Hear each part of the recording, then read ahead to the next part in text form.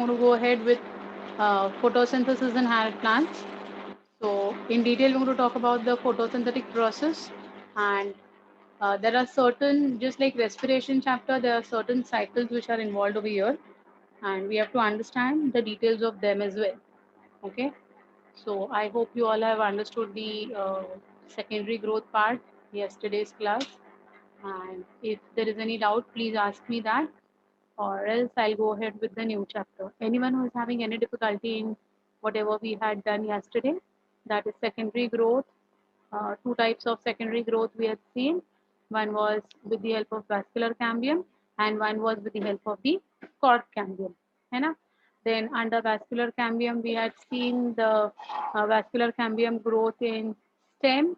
How does it take place? How the which cells uh, form the cambium ring, the intraplacental. I showed you how to, understand that ring formation, and then we saw that the ring cuts off the cells on the lower side to form the xylem, and on the outer side to form the phloem. So these all things we saw in detail. Then we saw that how the vascular cambium was crushing the primary phloem, the secondary phloem, how it was getting obliterated, how the secondary medullary rays were being formed, and how uh, the epidermis, the periderm, how is the uh, pericycle helping in forming the branches and all I explained in detail. Then we studied something of the cork cambium, that was the cortical cells, of course, the hypodermal in stem, how they were getting divided, what is phelogen, what is pheloderm, what is phloem, what is periderm. These all things we did in detail. And finally, we saw secondary growth in roots also. So with that, we completed, bark भी देखा था and lenticels करके भी देखे थे, which were very small topics. But yes, we have seen them as well. So anyone having any difficulty with any of the words that I used just now? Anyone wants me to explain anything? No doubts? Okay. Sure. कि जाने दो, बाद में देखा जाएगा, जब जब अपना एग्जाम आएगा, टेस्ट आएगा, तब देखा जाएगा, ऐसा वाला एटीट्यूड तो नहीं है ना बेटा? प्लीज, हाँ, anyone having anything, any issues with anything, please ask. Yes, what is phelogen? Phelogen is the one which will generate the two layers, that is dead layer called as phloem on the outer side, and living layer called as pheloderm on the inner side. So that is called as phelogen, the one which will generate the cork. Okay. Anyone else, beta? Anyone else who wants me to? Yes. Anyone else who would like to clear their doubts? Hydathodes. Hydathodes are going to be openings present on the end of the leaves. They are blind end tubes, and they are going to give out excess of water and minerals in the form of a droplet. So that water droplet will be thrown out of the plant body via the veins of the leaves, this particular channel, which is going to throw away the excess of water and minerals, is going to be called as hydrathodes. Hydrathodes are not present in all the plants. They are present in very specific, you know, plants only, which are going to be growing in the shady regions, which do not have very good height, who are herbs. Generally, there we are going to see the hydrathodes. Yeah, Komal, I know. I know. Thank you. Okay, fine. So I think anyone else? Anyone else? Anyone else? No doubts. We'll go ahead. Sure. Fine. So we go ahead with the chapter of photosynthesis.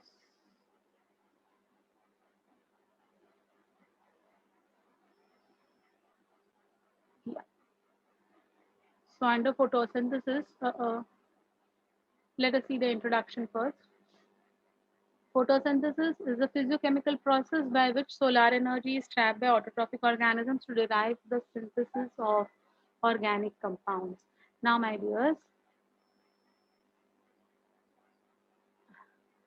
now this particular one, physiochemical process. Now, here, what do you mean by this word physiochemical? So, please understand, this is the language of your textbooks, and आपके exam में है ना ये physiochemical को physico chemical कर देंगे या फिर फिजियोबायोलॉजिकल कर देंगे. So be careful with this particular word, that is physiochemical. Okay. In this process, energy-rich compounds like carbohydrates are synthesized from simple inorganic compounds like CO2 and water in the presence of chlorophyll and sunlight with the liberation of oxygen. I guess these things are known to you. I mean, in your lower standards, definitely you have studied about them, right? The use of sunlight by plants is basis of life on Earth. Of course, without sunlight, it would have been impossible for trapping the energy and getting it converted into chemical energy. And if there was no chemical energy formation, there would not have been taken place life. Because खाने के लिए अगर कुछ नहीं है, तो it will have been very difficult, है ना? It is best approached as three-phase process. So your photosynthesis process can be divided into three phases: the absorption of light and retention of light. So this energy has to be first absorbed and then it has to be retained. Retained का मतलब क्या होता है? It has to be assimilated. अंदर रहना चाहिए. So first is absorption and retention of light energy. Second, whatever has been absorbed has to be converted, right? So the conversion of light energy into chemical potential. Chemical potential, of course, is nothing but your carbohydrates. You know, sugars are going to be synthesized. So getting that light energy converted into chemical potential. And third, stabilization and storage of this chemical potential. Now, whatever this carbohydrates have been formed, the sugars have been formed, we cannot expect the plant to lose them after formation. Even that has to be stored. So that is going to be stored in the form of starch. है ना? So first is capturing of the sunlight. Second is retaining the sunlight. Then it is conversion of the energy into chemical energy, and then storing the chemical energy as well, है ना? So the entire process can be divided into three phases. Okay. This process is unique to green plants and is final energy trapping process on which all life ultimately depends. Okay. It is one of the massive chemical processes going on Earth. Yes, it's one of the massive because it is taking place continuously. You would feel that photosynthesis will take place only when the sunlight is available. है ना? ऐसे दिमाग में आता है कि यार photosynthesis है मतलब only when the sunlight is available. उसके बाद तो कुछ process नहीं होता है. तो ऐसा नहीं होता है बेटा. Continuously ये process चलता रहता है. How we'll be seeing it in the coming time. Atmosphere contains only about 0.03% of carbon dioxide by volume. Very important, by volume, not by mass. It's by volume. This small percentage represents 2,200 billion tons of CO2 in the atmosphere. So 0.03% is equal to how much? 2,200 billion tons. है ना? तो मतलब बोलने के लिए हम बोलते हैं इतना ही है. CO2 कितना है? सिर्फ 0.3% ही है ना? बट वो सॉरी 0.03% ही है भाई. 0.03% का भी जो एक्चुअल स्केल हम देखेंगे तो कितने टन हो जाते हैं? 2,200 बिलियन टन हो जाते हैं. The ocean contains over 50 times by amount of atmospheric CO2 in the form of dissolved gases or carbonates. So CO2 जो oceans में मिलता है, it will be in the form of dissolved gases or it could be in the form of different carbonates. From these two sources, about 70 billion tons of carbon is fixed by the green plants annually. Okay, तो 2,200 billion turns में से approximately 70 billion turns जो है ना वो CO2 trap होता है for converting into chemical energy.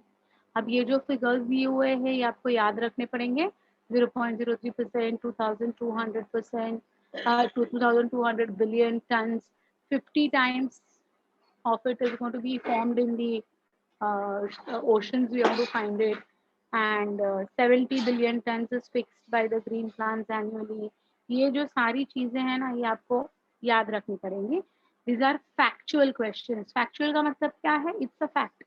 इसमें कोई कंसेप्ट लिखा हुआ नहीं है. ये फैक्ट है. ये फैक्ट आपको याद रखना है. Okay?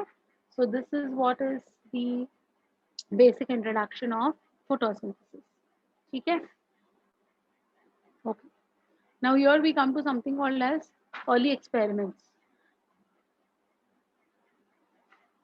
50 times means if on land there is 100 X or 100 billion tons of fixation of or 10, I'll talk in the terms of 10. If it is 10, okay, 10 billion tons is fixed by the terrestrial plants. Then in oceans it is 50 times that of the terrestrial plants. Okay, got it? Well, then let us see about the early experiments. Now, what are these early experiments? Now, we are studying, we are the students of science.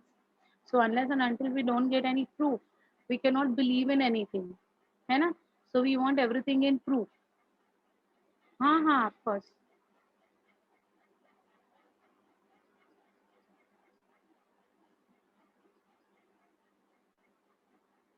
No, but that cannot be done, Komal. It has to be going in the form of PDF, because if I send it as PPT alone, then it becomes difficult for retaining the originality.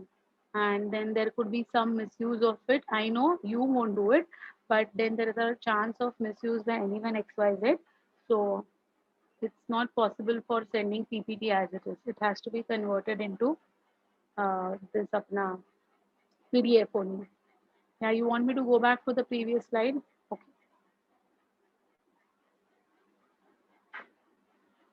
अरे ये box आ गया.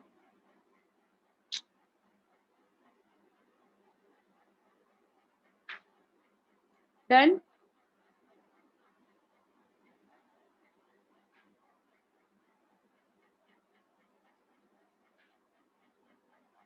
Okay.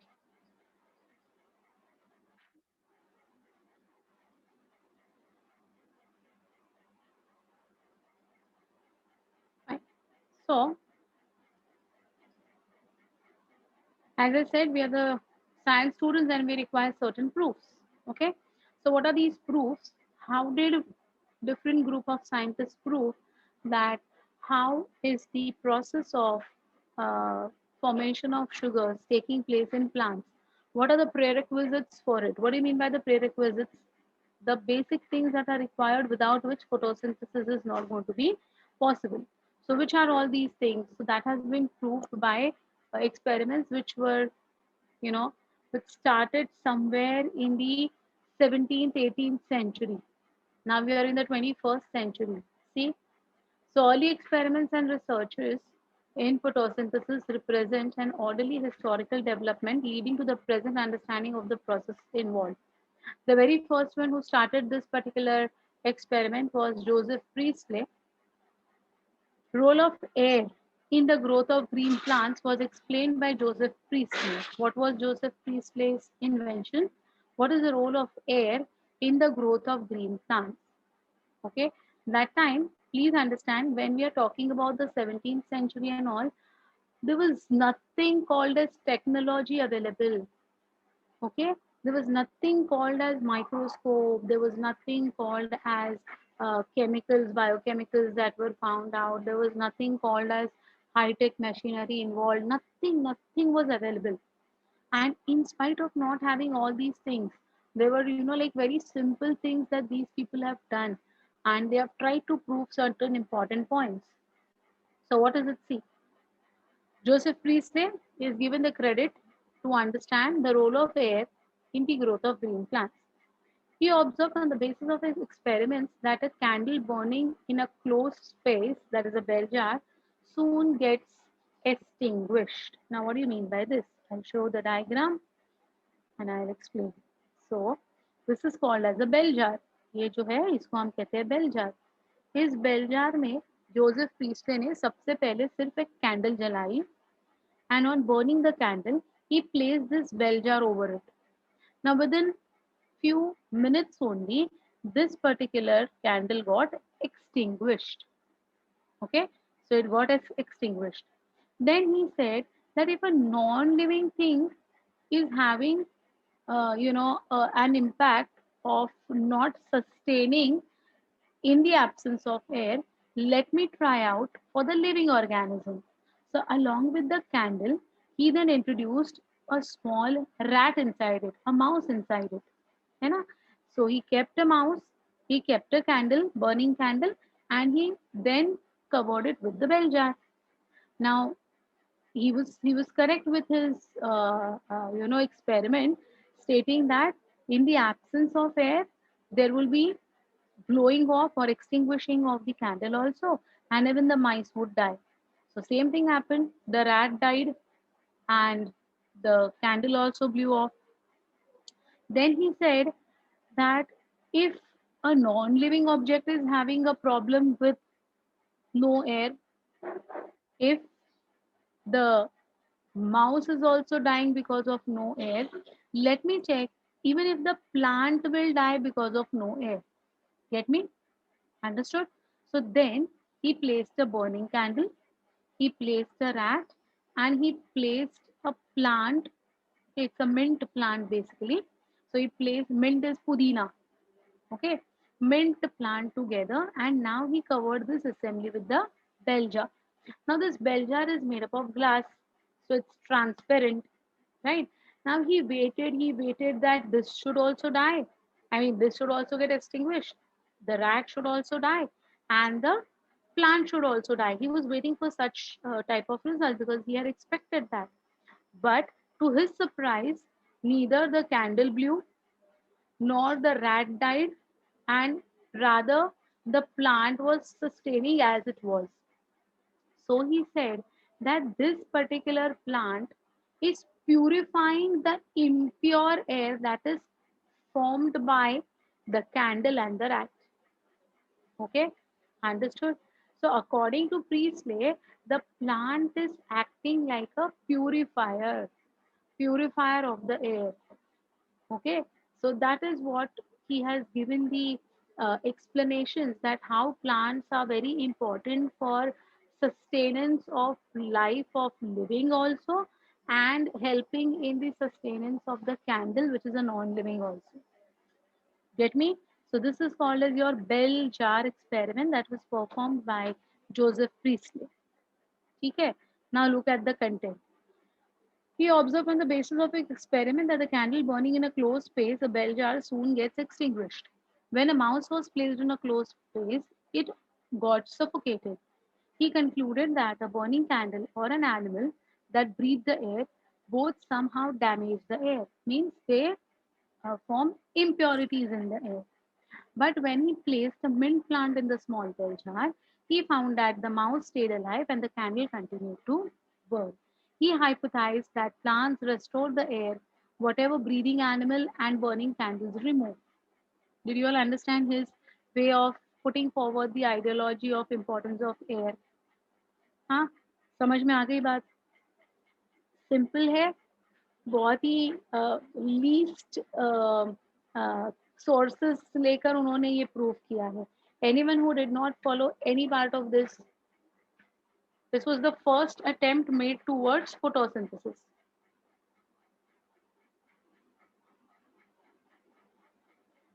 Okay, if you all have understood, good. Just write down two words over here, which I'm putting in the chat box. The impure air which was formed was called as the impure air was called as, I'm putting it in the chat box, 2 minutes. Achha.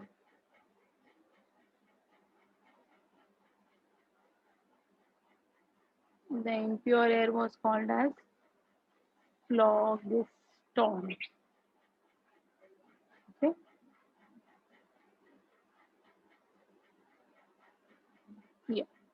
impure air was called as phlogiston, and the purified air was called as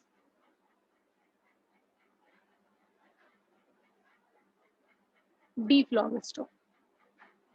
Just note down these two words somewhere in your books, that impure air was called as phlogiston and purified air was called as dephlogiston. Later on, the impure air was found out to be carbon dioxide, and the purified air was eventually nothing but your oxygen. Later on, it was found out. So phlogiston को आगे जाके CO2 बताया गया और dephlogiston को आगे जाके oxygen बताया गया. ठीक है? Okay. Use of well. So I think you all have understood this, whatever I have said. Phlogiston and dephlogiston. Sometimes these words come. You get panic कि अरे ये क्या है, ये तो हमने कभी सुना ही नहीं था. So it's very simple. What is phlogiston and what is dephlogiston? Okay. Then we Ma'am, come to, yeah. here in the mint jar, in the bell jar, the mint plant was actually like the rat, candle, and the mint jar were actually um, staying alive on mutual benefits, right? They were giving carbon Huh, dioxide to the CO2. mint plant Right. and giving But oxygen like but that. what was he never understood about that? Now he only thought that the phlogiston that was created was dephlogistonized by the mint plant. Okay, later on Yes, it was ma'am, but we found out can in, conclude like that, yeah, right? but we have to understand the early experiments and what were their versions. We can conclude many things now because of technology. Okay. The second in line is Jan Egenhaus. Jan Egenhaus was a Dutch physician, reported that plants purified the air only in the presence of sunlight. So he gave the importance of the presence of sunlight. According to Jan Egenhaus, ये assembly rat की, plant की और candle की, अगर हम धूप में नहीं रखते हैं, अगर हम sunlight में नहीं रखते हैं, नाइट टाइम पे अगर हम ये एक्सपेरिमेंट करते हैं, तो ना वो कैंडल बर्निंग वाली मिलेगी, ना वो रैट हमें जिंदा मिलेगा, है ना? So he proved that it is going to be only possible in the presence of sunlight. Got it? So he found that an aquatic plant in bright sunlight releases air bubbles around green parts.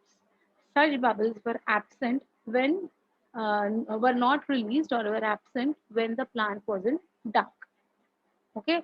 अब इसका मतलब क्या होता है? He has taken an aquatic plant and in an aquatic plant आप भी ये शायद देखे होंगे, अगर आपने फिश टैंक देखा हो तो, आपने आपके पास अगर फिश टैंक है या अगर आपने फिश टैंक देखा हो तो ये चीज़ जो है ये आपने भी देखी होंगी. उसमें उसमें है ना, जनरली फिश टैंक में है ना, हम लोग हाइड्रीला प्लांट डालते हैं. Hydrilla plant is a aquatic plant and छोटे छोटे एकदम वेरी स्मॉल छोटू ग्रीन लीव्स दिखाई देते हैं उस प्लांट के, and you can see the bubbles around those green plants, lot many bubbles around the green parts. So the same thing even Jan Egenhaus observed, that bubbles are seen around the green parts of the plant only during the daytime. Okay. Later on, these air bubbles were found to be of oxygen. Hence, he showed that it is only the green part of the plants that could release oxygen. The entire plant is not responsible for release of oxygen. It is only the green parts. Fine. Desessor discovered that water was used in the process of photosynthesis. So see, एक एक बंदा है ना, नई नई चीजें बता रहा है. सबसे पहले तो फोटोसिंथेसिस जो है उसका इनिशियल वर्क जो चालू हुआ वो जोसेफ प्रीस्ले ने किया. फिर एगेनाउज ने सनलाइट का इम्पोर्टेंस बताया, इन दी प्रेजेंस ऑफ सनलाइट. सेसोर बोल रहे हैं कि वाटर की भी जरूरत होती है. Water also is going to be use in this process of photosynthesis. Dutroshed, he recognized the importance of chlorophyll in the photosynthesis का process.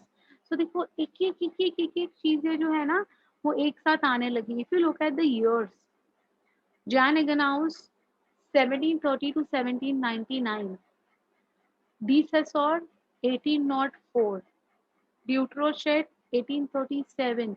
तो कुछ कुछ सालों में एक नई है ना इन्वेंशंस टुवर्ड्स फोटोसिंथेसिस मिलने लगी. Okay, then there is the next name, that is von Meyer. He recognized the importance of light in photosynthesis. So उसमें उन्होंने क्या किया है वो देखिए. अरे ये वाला रिएक्शन आधा रह गया. Anyway, I'll explain this reaction.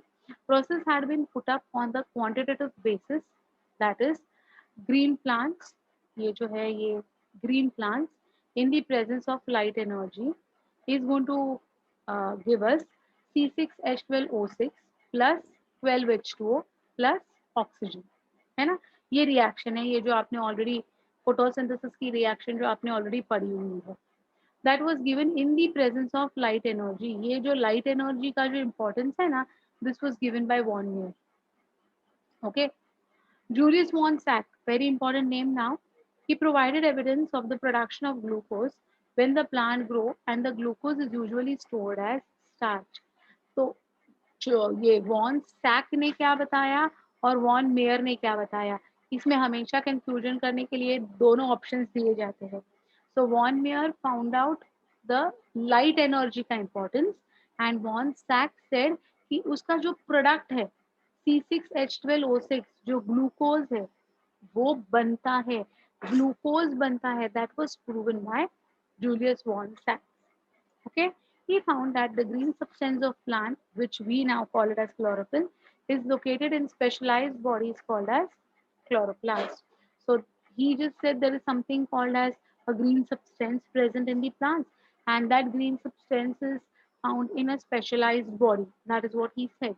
We know that this green substance is nothing but the pigment called as chlorophyll, and that specialized body is nothing but the chloroplast. Okay, got it? Yeah, you're right, Komal. It's opposite to that of your respiration. Now, T.W. Engelmann in the year 1943 to 1909 plotted the first action spectrum of photosynthesis. Now, please understand what is this action spectrum. This is very important part, and this is the basis of your uh, photosynthesis chapter. It was given by T.W. Engelmann using a prism. I hope you all know what's a prism. He split light into its spectral components, that is the Vibgyor wala component, and then illuminated a green alga called as cladophora, kept in a suspension of aerobic bacteria.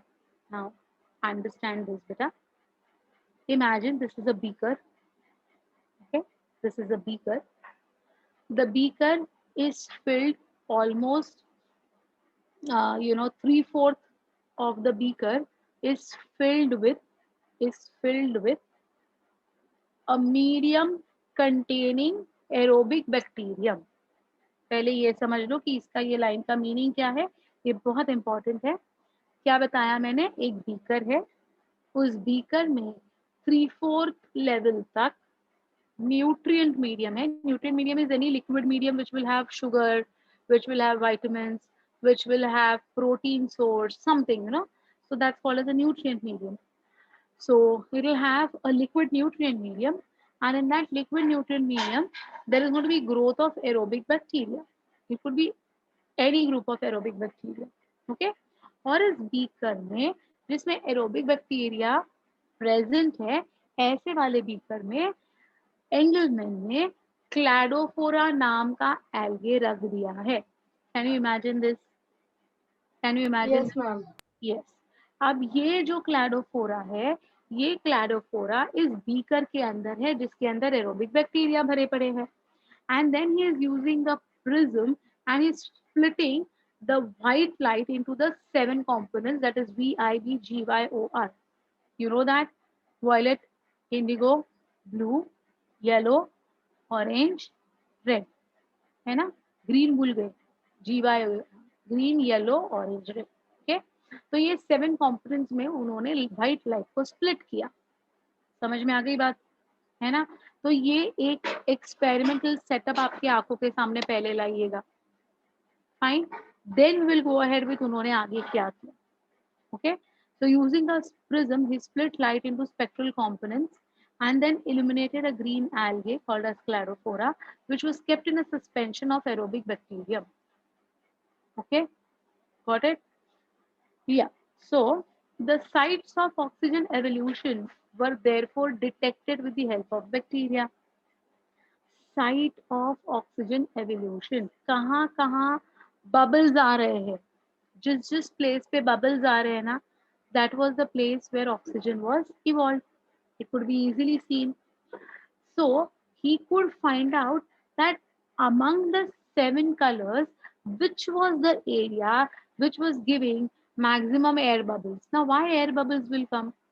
Why air bubbles will come? I'll tell you. See, these are aerobic bacteria, है ना? So, जिस place पे oxygen सबसे ज्यादा evolve हो रहा था, उस स्पेस पे, उस एरिया में, उस जोन में ये एरोबिक बैक्टीरियम जाके मैक्सिमम सेटल हो रहे थे, क्योंकि they are aerobic, they want oxygen. Got it? So वो ऑक्सीजन जहां जहां सबसे ज्यादा, जिस वायलेट है, इंडिगो है, ब्लू है, ग्रीन है, येलो है, ऑरेंज है, रेड है, ये 7 कलर्स के हिसाब से कौन से एरिया में, कौन से लाइट में सबसे ज्यादा एरोबिक बैक्टीरिया जाके जमा हो गए, ये फाइंड आउट करना इजी हो गया. And he could indirectly prove that because the aerobic bacteria are getting concentrated in this particular light, the maximum action spectrum or the maximum oxygen evolution takes place in this particular light. Now, why there will be maximum oxygen evolution taking place? Because maximum photosynthesis is taking place in that zone. Okay, got it? So in this way, he could prove that जहाँ किस जगह में, कौन से light में सबसे ज्यादा photosynthesis हो रहा है, उसी जगह पे सबसे ज्यादा ऑक्सीजन बबल्स निकलेंगे. जहां सबसे ज्यादा ऑक्सीजन बबल्स निकलेंगे, उसी जगह सबसे ज्यादा एरोबिक बैक्टीरिया एक्यूमुलेट हो जाएंगे. Got it? Got it? Indirect है, लेकिन कितना ग्रेट है. मैम, हाँ, master class is the host now, ऐसा छोटा सा मैसेज आया ऊपर. I don't know, may be. Ma'am, I do not think so. We can chat with you privately now. No, I'm getting it. I mean, I just CI is asking me, and do we have to keep in mind all the names and experiments done by them? Yes, you have to, my dear. Even I think so. Shruti is asking, what is the use Oh, of ma'am, you're splitting the the land? co-host. I thought you were removed from the host panel. Yeah, I'll tell you. I'll tell you what is the. Yeah, I'll tell you the reason, beta, that why we have to split the light. I'll tell you. Okay, that is the main ideology of photosynthesis. Okay, so the sites of oxygen evolution were detected with the help of bacteria. He observed that bacteria is generally going to accumulate in the region of blue light and red light. So now you know that maximum photosynthesis कौन से light zone में हो रहा है. Normal light के 7 components है, ये तो आपको पता ही है ना. लाइट का एक स्पेक्ट्रम होता है, ये आपको पता है कि नहीं, है ना. तो उसमें से कौन से जोन में सबसे ज्यादा फोटोसिंथेसिस करने की कैपेसिटी है. So it was found out that the blue light and the red light. Now, when we say blue, na, it's violet, indigo, blue, huh? All in the blue ke shades. So VIB was the region where maximum photosynthesis was taking place along with the red light. इसका मतलब minimum photosynthesis कहाँ पर हो रहा था? VIB में हो रहा है और रेड में हो रहा है. इसका मतलब कौन से जोन में सबसे कम हुआ? Yes, बेटा मुक्ता, you are very correct. The least will be seen in green light. तो ग्रीन, जहां पर ग्रीन जोन है ना, वहां पर सबसे कम फोटोसिंथेसिस होता है. आप देखिए, there is something called as absorption spectrum and emission spectrum. So what do you mean by absorption? What do you mean by the word absorption? Suppose आप सब. Ma'am, we have done this in chemistry. हाँ, I know. बहुत सारे overlapping चीजें आती है ना, because it's a complete science, है ना. Now what do you mean by this absorption? Absorption मतलब to absorb a particular wavelength of sunlight. Okay, correct? And emission is to give out a particular wavelength which is complementary to the absorption. अब देखो हाँ, इसमें confusion बहुत होता है. अगर blue light absorb किया गया तो ग्रीन लाइट एमिट होता है. देखिएगा, ब्लू लाइट एब्जॉर्ब किया तो ग्रीन लाइट एमिट होता है. इसको हम कहते हैं कॉम्प्लीमेंट्री. Got it? सो आगे जाके मैं हर एक का बताऊंगी कि कौन सा जोन एब्जॉर्ब हो रहा है और कौन सा जोन एमिट हो रहा है. फाइन. या exactly. Yes, that's the reason we see the color of the plants to be green, because the plants don't absorb that. Excellent, Sia, beta. Bilkul sahi. This is what is the idea of splitting the sunlight. Okay. So this led to the description of the first action spectrum, which resembled with the absorption spectrum of chlorophyll A and chlorophyll B. Okay. So that was first given by Engelmann. Now, what was the reason for splitting? क्या इतना हमें क्या problem है? Light है भाई, photosynthesis हो रहा है. Why we have to understand it is taking place in the blue zone or it is taking place in the red zone? What is so specific about it? है ना? So unless and until we don't come to the, like the conclusion ki which light is important, we cannot artificially induce the lights for hastening, for fastening the photosynthesis. So nowadays now we have got these artificial lights which are supplied especially in the greenhouses to hasten or fasten the photosynthesis the process and get the yield and our product at a very super speed rate. So everywhere there is commercialization involved, of course, with all these experiments. Okay. Yeah. Now it was Emerson and Arnold. Now there are two different people along with Emerson. So here we are talking about Emerson and Arnold. They showed the existence of light and dark reaction by flashing light experiment. So according to Emerson and Arnold, there are two light systems that are found. There are two light systems. Now what are these light systems? मैं आगे बताने वाली हूँ. I'm going to explain in detail. Fine. Engelmann का समझ में आया बेटा experiment? Anyone who is having any doubt? You want me to go to the previous slide? Anyone having any difficulty with Engelmann?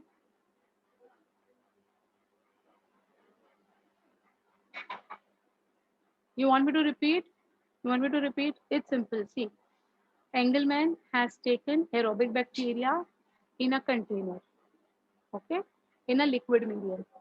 In that aerobic bacteria ka liquid medium, he has placed an algae called as cladophora. Fine. This cladophora is green in color, so it is going to show photosynthesis. Then this entire assembly was introduced with a prism to split the white light into the 7 components. When he split the white light into 7 components, he could find the accumulation of air bubbles and the accumulation of the aerobic bacteria in specific regions of the light. He found maximum bacteria accumulated in the blue region and in the red region. So he said that maximum action takes place in the blue and the red spectrum. And that was the conclusion, that maximum photosynthesis takes place in red light and the blue light. Whatever is going to be absorbed is going to be of the different wavelength, and whatever is going to be emitted will be of the different wavelength. Thereby, we have got complementary coloring system. What is the complementary coloring system? मैं आगे बताने वाली. ठीक है? Got it? Yeah. T.W. Engelmann को मैंने explain किया है. Okay. The next one in line is going to be your Cornelius Van Neel. Now, this Van Neel is a microbiologist. So microbiologist Van Neel inferred that oxygen is released by photolysis of water and not from CO2. अब ये वाला बहुत मजेदार वाला बात है भाई. क्या होता है ना कि पहले लोगों को लगता था कि जो C6H12O6 है ना, C6H12O6 है, वो एक साथ आता है और क्या करता है, और क्या सॉरी कार्बन डाइऑक्साइड और वाटर एक साथ आता है और हमें क्या देता है, C6H12O6 plus H2O plus O2. तो वो जो ऑक्सीजन देता है ना रिएक्शन में, that oxygen is coming from the splitting of CO2. So they felt, earlier the scientists felt that the carbon is fixed in the form of sugar, C6 ना, C6 है, तो उनको लग रहा है कि कार्बन डाइऑक्साइड स्प्लिट हो गया, carbon was used in the formation of sugar and oxygen was liberated. This was the general ideology of all the scientists at that particular time before Cornelius and Neil came into action. समझ में आ गई बात? तो उनका लोगों का क्या कहना था कि CO2 प्लस H2O में C6H12O6 उसमें से कार्बन सोर्स जो है वो CO2 से मिलता है और ऑक्सीजन जो रिलीज होता है वो स्प्लिटिंग ऑफ CO2 से रिलीज में होता है. मतलब उनको लगा ये CO2 है, कार्बन यूज हुआ शुगर में, oxygen liberated. This was a very misunderstanding of these particular things. Okay. Neil, while working on purple sulfur bacteria and green sulfur bacteria, see, Van Neil was a microbiologist, so he was working on bacteria. And which two bacteria he was working on? Purple sulfur bacteria and green sulfur bacteria. Okay. He found out that photosynthesis is essentially a light dependent reaction in which hydrogen form, it is not form, it's from a suitable oxidizable compound reduces carbon dioxide to carbohydrate. अब ये वाला समझ लो बेटा अच्छी तरह से, ये microbiologist है तो इनका इस एक्सपेरिमेंट पे देखने का नजरिया कुछ अलग है. तो वो क्या कहते हैं देखो कि it is light dependent reaction, that is fine. वो क्या कह रहे हैं, hydrogen from a suitable oxidizable compound, hydrogen from a suitable oxidizable compound reduces carbon dioxide to carbohydrates. So you know what is oxidation, you know what is reduction. Come on, I want someone of you all to explain me what is oxidation, what is reduction. पहले बोलो what is oxidation. हमने ये respiration में भी किया था. Come on, tell me. Oxidation is removal of hydrogen. Yeah, very good. Yes, you all are right. Removal of hydrogen is oxidation. Correct. ये बेटा, correct, And correct, addition correct. of oxygen, of course. Yeah, of course, that is तो नाम से ही पता चलता है. But here we are talking about removal of hydrogen. तो वो क्या कह रहे हैं, एक सोर्स है जहां से हाइड्रोजन निकलेगा, ओके, और वो जाके कार्बन डाइऑक्साइड को रिड्यूस करेगा. मतलब कार्बन डाइऑक्साइड में एडिशन होगा, आया ना. Yes, एक ma'am. तरफ से हमने हाइड्रोजन को निकाला, मतलब उधर ऑक्सीडेशन हो गया, और वो हाइड्रोजन निकाल के हमने जिसके अंदर डाल दिया वहां पर रिडक्शन हो गया. ये समझ में आ रही है लैंग्वेज आपको बेटा? तो यहाँ पर वो बोल रहे हैं एक सोर्स है which will donate it's hydrogen. तो ये डोनेट कर रहे हैं, मतलब it is going oxidation. So this particular thing which is going to donate the hydrogen will be called as oxidizable substrate. ठीक है. अब ये हमारे पास हाइड्रोजन आ गया. Now this hydrogen will be used up by another particular substrate. So the substrate which will use this removed hydrogen will undergo reduction now. So it is saying that in this way the carbon will get reduced to form carbohydrate. Got it? समझ में आ गई? Language समझ में आ गई? है कोई problem ये language समझने में? It's a bit of your chemistry over here, but I hope you all are understanding what I am trying to tell you. What is this oxidizable compound and what is this reducing compound? ये दोनों मैं आपको आगे बताऊंगी. But इधर van नील का explanation समझ में आया बेटा? ओके. हाँ, अब ये 222 ये जो है ना ये रिएक्शन है, ये इधर है ना ये फॉन्ट में ये एक्सेप्ट नहीं हो रही है, तो मे बी मुझे उसका ना पिक्चर निकाल के डालना पड़ेगा. That I do it, that I do it. So this is ये 222 नहीं है, ये 2H2O है, ये 2 इसका है, 2H2O, okay, plus 2CO2 gives us 2A2. ये A जो है दिस इज योर हाइड्रोजन जहां से हम लेने वाले हैं वो, okay, plus C6H12O6 plus H2O. ये ऐसे रिएक्शन है, वो मैं रिएक्शन जब मैं आपको पीपीटी भेजूंगी ना तो उसका फोटो निकाल, because it is not accepted in this font probably. Okay, fine. So in green plants, now see what is Van Niel's final conclusion. ये देखो बहुत इंपॉर्टेंट वाली कहानी है ये बेटा. In green plants, water is the hydrogen donor. So who is the oxidizable form? कौन है ये oxidizable compound? कौन है बेटा यहाँ पर? Water, because it is going to donate its hydrogen. Okay, so here in green plants, water is the hydrogen donor and is oxidized to O2. अब H2O में से हाइड्रोजन चला गया तो बचा क्या? What is going to remain? O2 ना. H2O में से हाइड्रोजन चला गया तो क्या बचा? O2 बचा, right? So he was the first one to say that oxygen is not given out by splitting of CO2. Rather, it is given by splitting of water in the presence of sunlight, and therefore it is called as photolysis of water. Photo means sunlight, lysis means breaking of water.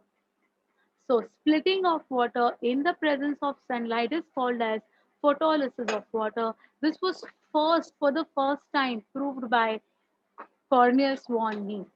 Very important, and the most, it is considered as the hallmark invention of the century. बहुत ही important वाली invention थी ये. Okay, अब ये उन्होंने कैसे prove किया? How could he prove this कि भाई और ये ऐसा वाटर का स्प्लिटिंग होता है? ये कैसे उन्होंने प्रूव किया? तो देखिए, he was working on purple sulphur bacteria and green sulphur bacteria, है ना. Now when he was working on them, what happened? Just when H2S is the hydrogen donor. अभी इधर हमने क्या देखा? H2O is the hydrogen donor. लेकिन bacteria में, ये दो बैक्टीरिया में H2O hydrogen donor नहीं था. Who was the hydrogen donor? H2S was the hydrogen donor. So when H2S is the hydrogen donor for purple sulfur bacteria and green sulfur bacteria, the oxidation product is sulfur or sulfate, but never O2. समझ में आ गई बात? तो उन्होंने बोला कि अगर अगर ऑक्सीजन CO2 के splitting के वजह से हो रहा है, then CO2 is going to be used by purple sulfur bacteria also and green sulfur bacteria also. Then why in those two organisms oxygen is not being evolved? Did you all get me? What he tried to prove? समझ रहा है? CO2 तो दोनों use करने वाले हैं. Let it be a green plant or let it be your purple sulfur bacteria or green sulfur bacteria, everyone is going to use CO2. But then why only in plants oxygen is given and why it is not given in these bacteria?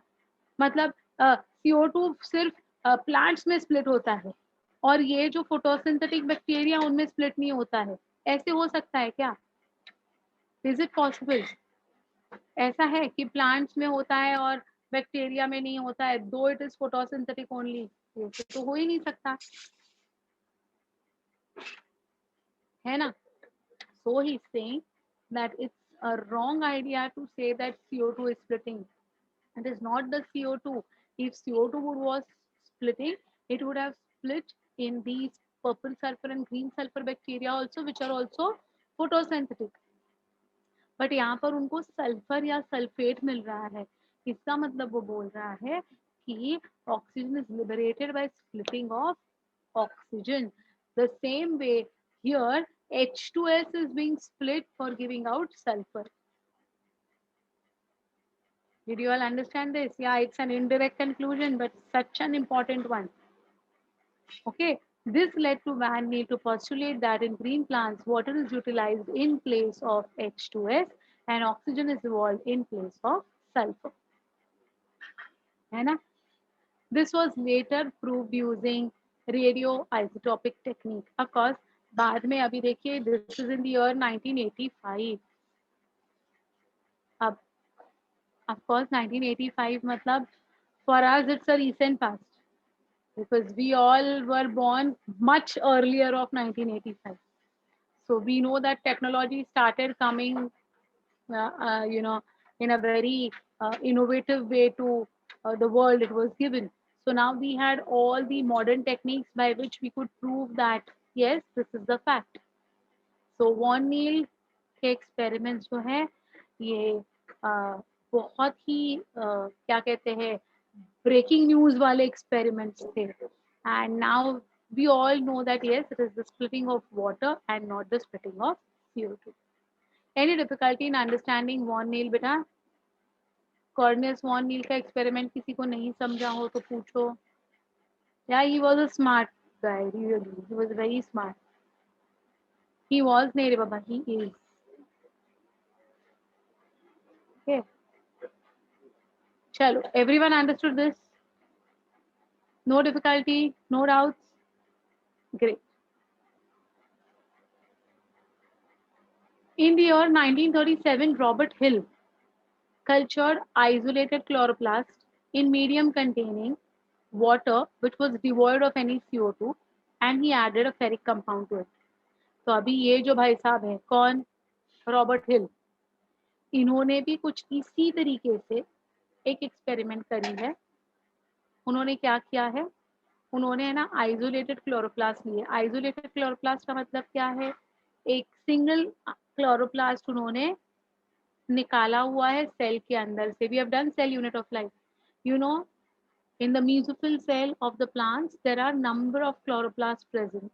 So he has taken out chloroplast individually from the cell and he has, you know, suspended that in a medium containing water which is not having CO2 at all.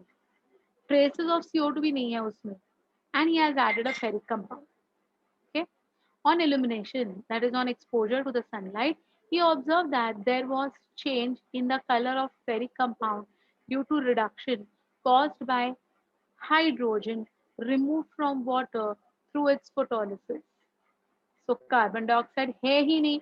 So there is no question of splitting of CO2. So what did he prove? He proved our Cornelius van Niel का experiment था कि बिल्कुल CO2 नहीं है फिर भी O2 निकाल आया, फिर भी O2 इवॉल्व हुआ. Correct? This is Robert Hill's way of proving Neil's point. The source of evolved O2 must be water and not from CO2. Correct? This observation directly proves that hydrogen comes from water as a result of photolysis of, and oxygen is going to be evolved.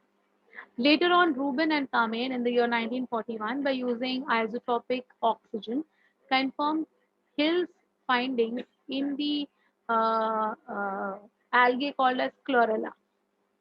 They used water labeled with heavy isotope of oxygen, that is O18, that is H2O18.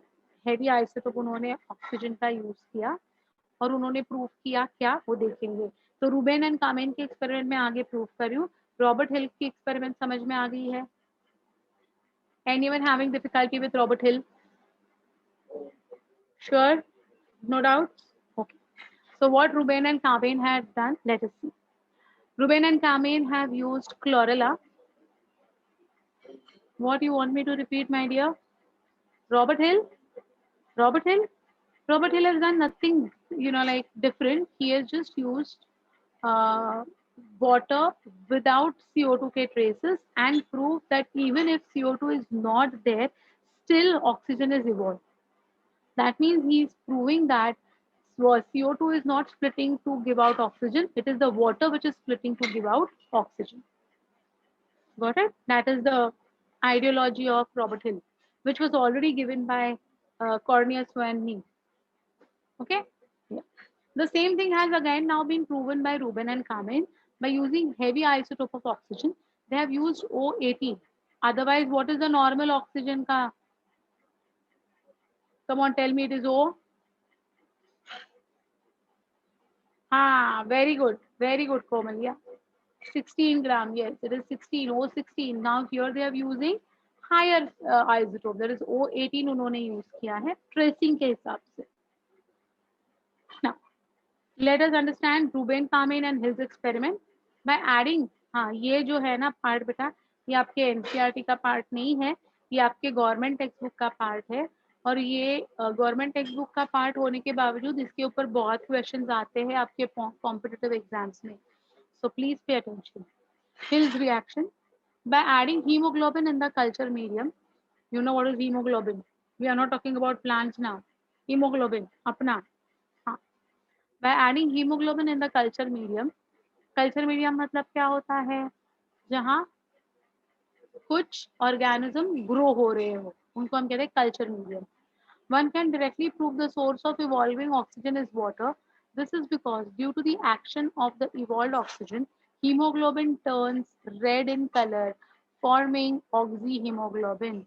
Breathing and exchange में हमने देखा है the formation of oxyhemoglobin, right? This observation confirmed that water must have oxidized, releasing oxygen that reacted with hemoglobin. इसीलिए देखिए अगर आपको hiccups आते हैं ना, हिकअप्स, हिचकी, तो वी से ड्रिंक वाटर, है ना? हिचकी लगती है तो हम लोग सबसे पहले क्या कहते हैं? Drink water. Why do we say drink water? So that water will split and compensate for your oxygen demand. हिचकी आना मतलब you are falling short of oxygen. So to compensate for that loss of oxygen, we drink a lot of water. And when we drink water, na, our hiccups will subside eventually. So what is the reason for drinking water at hiccups? Understood? Same thing. So that oxyhemoglobin can be formed very efficiently and very quickly. Right? Yeah. So that is the reason always. Yeah, it's a surprise. Okay. Fine. So same thing is going to happen over here. They are adding hemoglobin and it turns red due to the formation of oxyhemoglobin. So it is saying that it's going to be by the splitting of water. Okay. When no, it's not. It's not. Okay. Yeah. Hill indirectly proved that the source of evolving oxygen is water and not CO2. Therefore, it is called as Hill's reaction. Thus, Hill reaction proves that in photosynthesis, oxygen is given out by water, released from the water, and electrons for the reduction of CO2 are obtained from water. Now, what is this electrons that are used? So, hydrogen will split into H plus and E minus. है ना? Hydrogen will split into H plus and E minus. ये देखिएगा.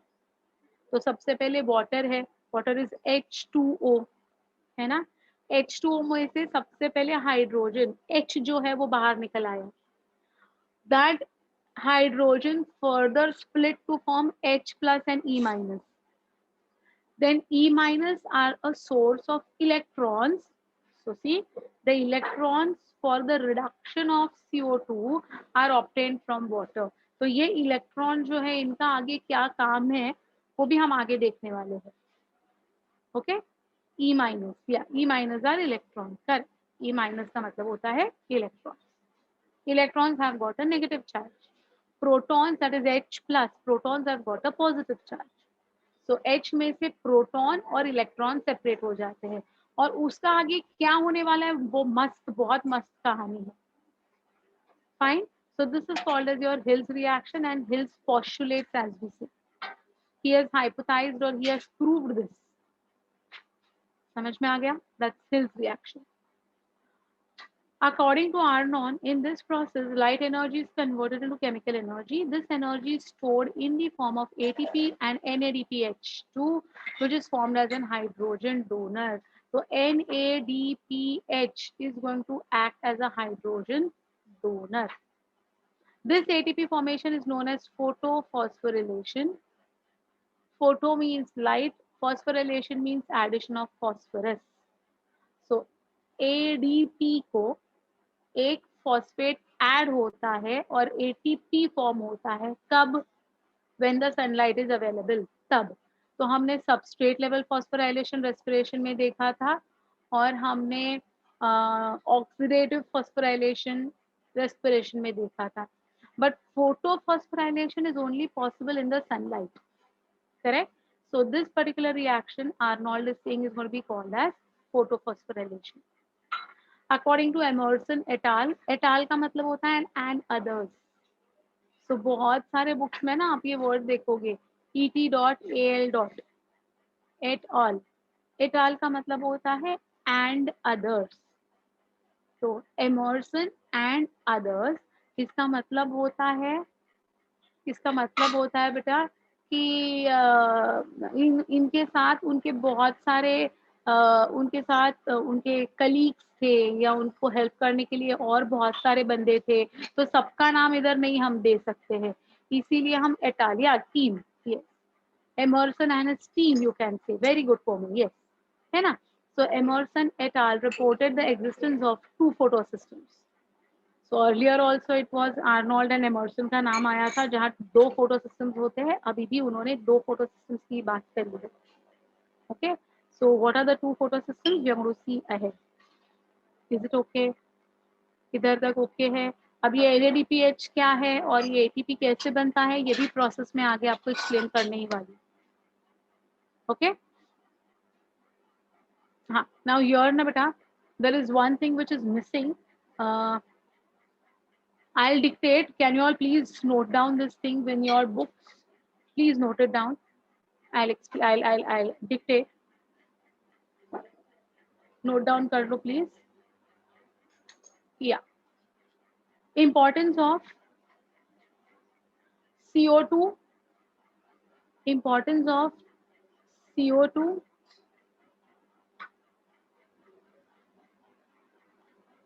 in photosynthesis.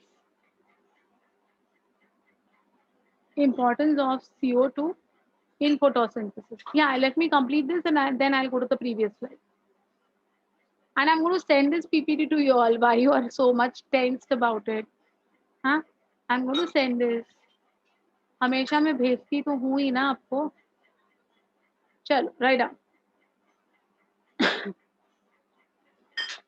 This was proved by, this particular aim was proved by MOLL, Moll. Who is the scientist? The name of the scientist is Moll.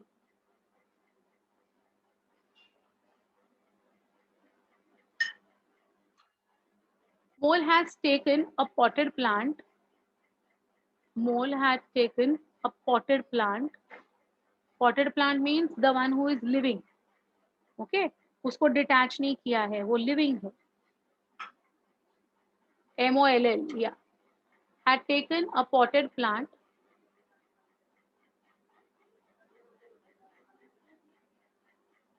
having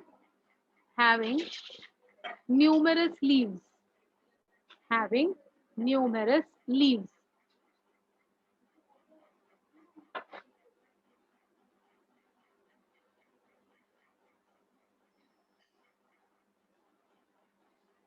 Okay. He introduced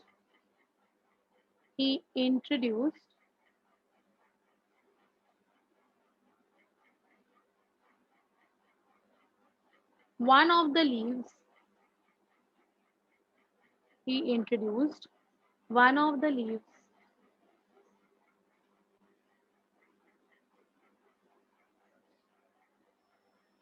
in a jar containing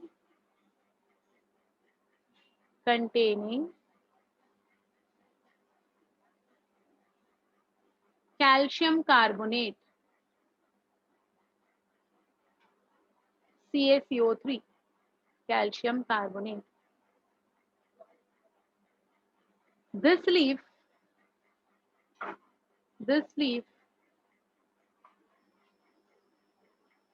was placed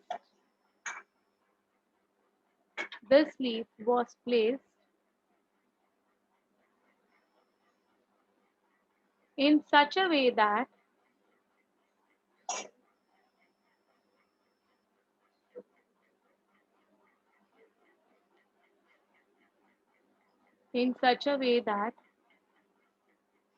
half of it was in the jar.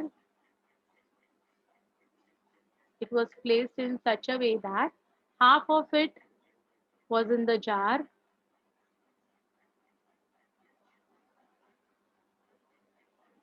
while half was exposed to sun, half was exposed to the air. तो उन्होंने क्या किया, ये jar लिया, उसमें ये जो leaf है वो आधा ऐसा रख दिया, आधा जो है वो एयर में था, आधा जो है वो जार में था. उस जार में उन्होंने क्या डाला था? CaCO3 डाला था. Okay. Now the next point. Okay. You can, instead of CaCO3 ना, it's better you write on KOH. KOH लिखो, वो ज़्यादा better है because वो ज़्यादा stringent action देता है. Write on KOH. What is KOH?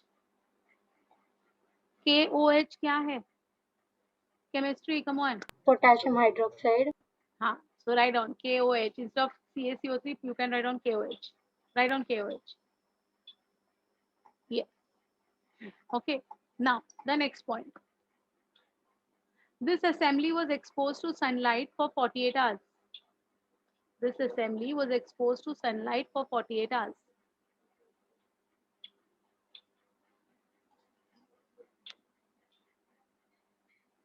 After 48 hours, the leaf was checked for. After 48 hours, the leaf was checked for.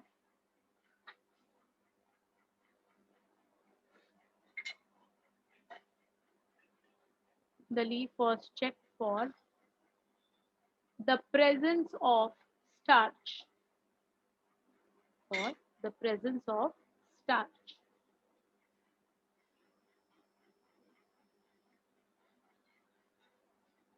Okay. Observation. Ma'am, the presence of Starch. Starch. starch. STARCH. Starch. Observation.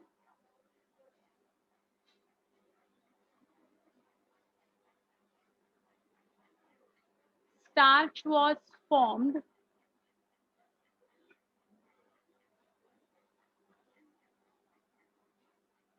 No, there is no need of boiling process to kill the germs. Here there is nothing like that where the germs are going to affect. Okay.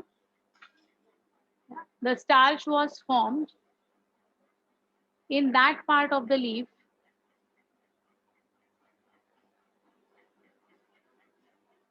starch was formed in that part of the leaf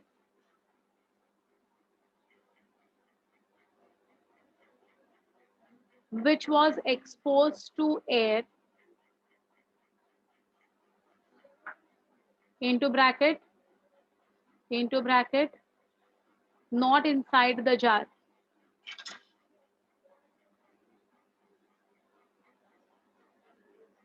Into bracket not inside the jar. While no starch was formed, while no starch was formed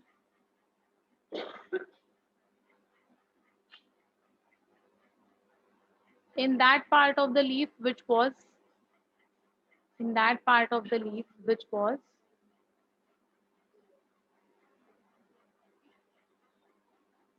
inside the jar.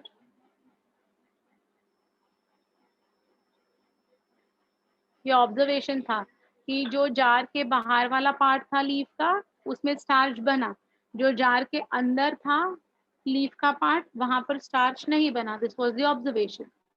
Let's write down the conclusion. Conclusion.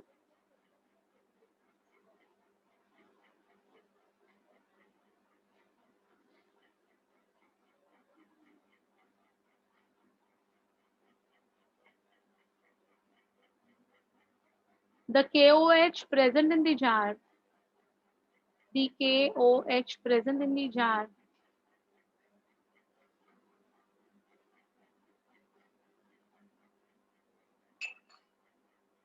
removes all the CO2 present in the jar.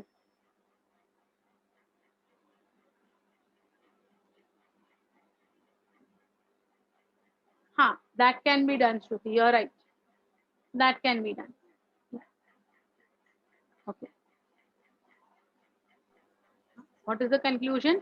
KOH in the jar removed all the CO2 from the jar, thereby making the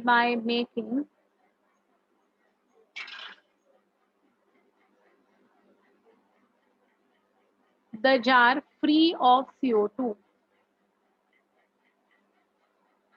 ये conclusion हमारा हो गया कि KOH ने सारा का सारा CO2 use कर लिया, पूरा का पूरा CO2 उस जार में से निकाल दिया गया, so now that jar is completely free of CO2. Okay, ये कंक्लूजन हो गया. Right on the inference.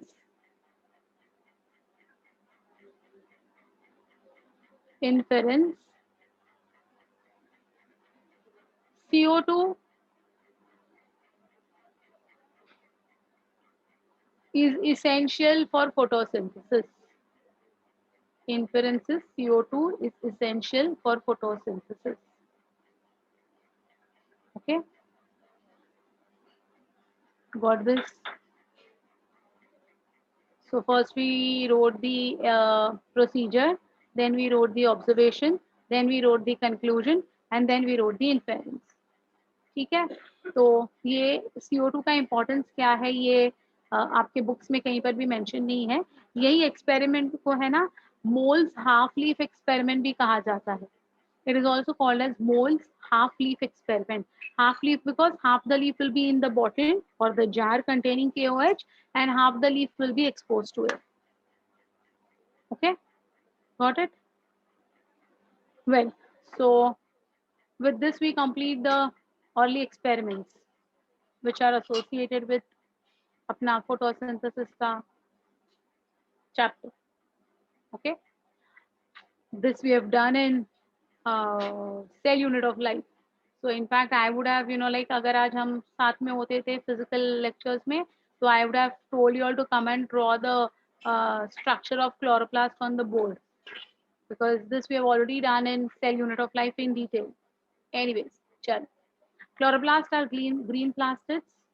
I hope you all remember the three plastids together. Do you know? Do you remember the names? Come on, एक बार repeat कर दो बेटा.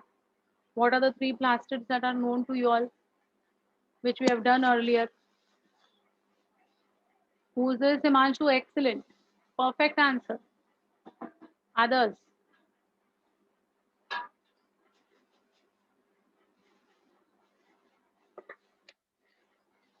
Very good, Preksha. Yes, Ishita, right. Yes, Shravani, correct. Yeah, you all are right, beta. Priyanka is also correct. Chromoplast, chloroplast, and leucoplast. Okay. So now here we are talking about the chloroplast because we are talking about photosynthesis. है ना? Yeah, Parnavi, right, beta. So it's a green plastic. The chloroplasts are distributed uniformly in the cytoplasm of the plant cells. In all green plants, the number may vary from 20 to 100.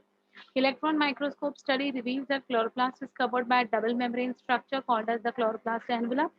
The space separating the two membranes is about 100 to 200 angstroms thick. Proteinaceous matrix in the chloroplast is called as stroma. ये बातें आपने already आपको पता है ना?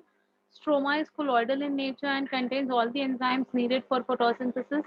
It is going to have 70S ribosomes, its own DNA and its own RNA.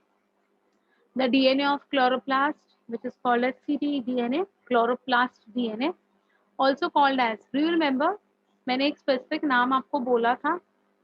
DNA of chloroplast is called as. याद है किसी को? Not plasmid. Plasmids are present in bacteria. Who's this? Sneha Singh. Excellent. Excellent. No, not the rind. Rind is the covering of the fruit wall. Sneha Singh, you're perfect. One answer only. Come on. Others, give a try. DNA of. No, no, no. Grana is not DNA, beta. ग्राना तो एक के ऊपर एक जो coins होते हैं thylakoids को, उसको हम ग्राना कहते हैं ना. That is ग्राना. What is the other name of DNA? It's a circular DNA, of course, but what is it is called as? Only one answer which I got. Shruti, or somewhat close to it, somewhat. अगर मैंने option दिया तो तुम्हारा answer समझ में आ जाएगा तुम्हें क्या है. Yes, Himanshu, even you are very much close to it. Okay, no, it's not called as stroma DNA or something. Very nice. This is Shreya, not quantasomes. Okay, it's called as plastidome. प्लास्टिडोम, मैंने बताया था, ये याद रखिएगा. The DNA of chloroplast will be called as plastidome. Okay, which is also which is also termed as plastidome. उसके आगे ही लिखा हुआ है, फिर भी तुम लोग नहीं बोल रहे हो. Great. Anyway, so it's called as plastidome. A massive membrane system of lamella or thylakoid which run parallel to each other is found in the stroma. You know that thylakoid are going to be the, like those disc-like structures which are going to be stacked one above the other to form the grana. In higher plants, chloroplast possesses two types of thylakoids, large thylakoids and small thylakoids. Okay, the large thylakoids are known as stroma thylakoids, extended from one end to the other end of the chloroplast, whereas small are going to be disc shaped, placed one above the other. Okay, they are going to be placed one above the other. So ऐसे लंबे ribbon like जो बड़े बड़े thylakoids होते हैं वो हमारे freight membranes कहलाते हैं, है ना. और जो एक के ऊपर एक जो स्टैक होते हैं, these are the smaller thylakoids. Okay, the grana thylakoids fuse with the large stroma thylakoids in the region of the granum. Each granum is a stack of 2 to 100 thylakoids. मैंने आपको बताया था जो कॉइन्स के जैसा एक टॉवर बनता है, तो एक एक कॉइन जैसे आप ऊपर ऊपर रखते जाते हो वैसे ये एक थाइलोकॉइड, दूसरा, तीसरा, चौथा, पांचवा, ऐसे 100 थाइलोकॉइड्स का एक स्टैक बन सकता है. Okay, laid in the piles on the top of each other. The main function of thylakoid is to perform the light reaction of photosynthesis. Light reaction means absorption of sunlight will take place inside the thylakoid. Okay, blue-green algae do not have chloroplast. They have going to have only lamellae because blue-green algae belong to bacterial class. That is going to be your Monera, which are unicellular. So blue-green algae are prokaryotes. They do not have chloroplast and all these things. They just have got the lamellae. Okay, these lamellae lie freely in the cytoplasm but without specific envelope. So that is the difference between the uh, uh, presence of these lamellae and presence of these thylakoids in higher plants and in bacteria. ठीक है, तो ये चीजें जो है ये हमने की हुई है, इसलिए मैं ज्यादा वापस इसमें नहीं जा रही हूँ. There is a clear division of labor within the chloroplast. The membrane system is responsible for trapping the sunlight, that is the light energy, and also for the synthesis of ATP and NADPH2. तो main function क्या है ये lamella का या ये thylakoids का, energy को capture करो और एटीपी बनाओ और एनएडीपीएच बनाओ. ठीक है, इन स्ट्रोमा, अब ये ग्राना में क्या हो गया बेटा, ग्राना में सिर्फ एब्जॉर्प्शन होता गया और स्ट्रोमा में अभी क्या होने वाला है देखो. In stroma, the enzymes that are required for incorporation of CO2 in the plant, leading to the synthesis of sugar, which in turn forms starch, is going to be only and only present in the stroma. तो stroma में सारे enzymes हैं actual sugar formation के लिए. Okay, the former set of reactions, since they are directly light driven, is called as light reactions, while the latter are not directly light driven and are dependent on the products of the light reaction, that is ATP and NADPH. So they are going to be called as dark reactions. Dark reactions का मतलब उनको darkness चाहिए ऐसा नहीं होता है. Dark reactions का मतलब है irrespective of the presence or absence of sunlight, ये reactions continuously होते रहते हैं. But light reactions के लिए compulsory light होना compulsory है. Without the presence of sunlight, light reactions cannot progress. But irrespective of the presence or absence of sunlight, dark reactions will take place. ठीक है, ये क्लोरोप्लास्ट का जनरल जो हमने देखा है वही है. ओके, सेल यूनिट में. Now we come to the chloroplast का pigment system. What are the different pigments that are going to be present in the chloroplast? Here I told you that I'll talk about which wavelength is absorbed and which is given out. है ना, वो मैं बताने वाली हूँ. चल, fine. The pigments involved in the process of photosynthesis are known as photosynthetic pigments. A chromatographic separation of leaf pigment shows the color of leaf is going to be due to the four pigments. Chromatographic separation. What do you mean by this? क्रोमैटो का मतलब है colour. क्रोमैटो का मतलब होता है, Chrome का मतलब होता है कलर। क्रोमैटोग्राफिक, एक ग्राफिकल फॉर्म में हमें कलर सेपरेशन मिलता है। So there is a device which is available called as chromatographic device. There are different types of chromatographies. We have got paper chromatography, we have got column chromatography, we have got gas chromatography. अलग अलग ये devices होते हैं, okay. But basically ये device का काम क्या है? Separation of colours, okay. तो from a mixture of colours ये एक एक कलर को अलग अलग सेपरेट करता है। That is called as chromatography. So using a chromatographic technique, we have obtained different pigments का separation. So which were the four pigments that were predominantly found in higher plants? Was chlorophyll A, bright or blue bright. Chlorophyll A, bright or blue bright. Chlorophyll B, yellow to green. Xanthophyll, yellow, and carotenoids, yellow to yellow orange. ये pigments थे उसमें, ये pigments थे उसमें, किसमें? Higher plants में, okay. They absorb light at a specific wavelength. Fine. First let us talk about the chlorophyll. The chlorophyll, the green pigment in chloroplast are of 7 types: chlorophyll A, chlorophyll B, chlorophyll C, chlorophyll D, chlorophyll E, bacteriochlorophyll and bacterioviridin. अब A, B ये जो है ये higher plants में, जो हमारे आजू बाजू में ट्रीज है, प्लांट्स है, they are going to have chlorophyll A and chlorophyll B. The green algae will have chlorophyll A and chlorophyll B. The brown algae will have chlorophyll A and chlorophyll C. The red algae will have chlorophyll A and chlorophyll D. And some algae would also have E in extra. While bacteriochlorophyll and bacterioviridin are the pigments present in bacteria. So in total, in general, in nature, there are 7 identified chlorophylls. Okay? Chlorophyll molecule is made up of tetrapyrrolic ring as head and a phytol alcohol tail. Tetrapyrrolic. Okay?